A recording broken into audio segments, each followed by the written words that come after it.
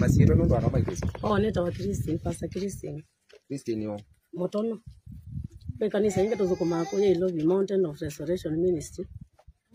Mountain Restoration Ministry, Love Restoration Ministry. Ministry. Yes.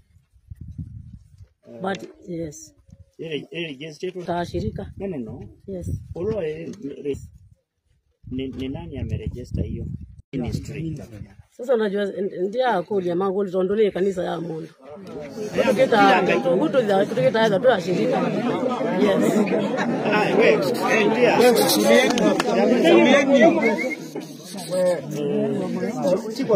Just compose yourself, Wanda you I love you ni okay.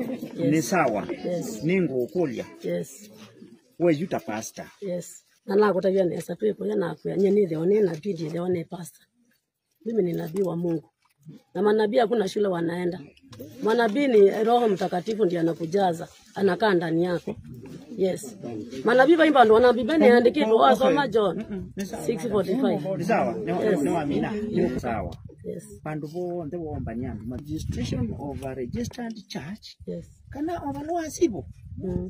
Neo na mwete kilia ukoma na tutangu ya gathering zile wanlufu assembly kana na sheria na no wana naisikana. Kwa majina naitwa Daniel Nsomo Mboka, Chief Kidioko. Leo nimepata habari ya kwamba kuna mama anahubiri kwa kijiji moja inaitwa Ngomeni. Katika kata ndogo ya Thadha sublocation. Sasa niliambia mdogo wangu, naibu wa chief, alafu tukaandamana tukakuja kwa hiyo mboma tukiwa na community chache, nyumba 10 na community policy.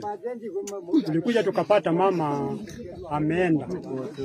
Niliongea na yeye na simu, nikamwambia arudi kwa mboma yake, lakini hakurudi. Nilijulisha OCS. Chief, kweli mama ile mahubiri anahubiri hana kibali yoyote ya kuhubiri. Na hiyo kanisa yake haina jina hata kidogo.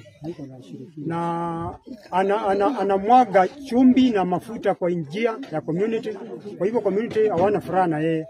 Na saa hii tunaongea jana kuna watu walitukana. Alafu saa hii ameenda na OCS na mchungaji mmoja wake. Asante. Nilijua kama huyu mama anahubiri hapa kwa mboma yake, lakini hakuwa anatoka kwa mboma yake. Watu walikuwa wanasikia mayowe usiku, lakini jana ndio walitoka kwa majia kimwaga chumbi na mafuta.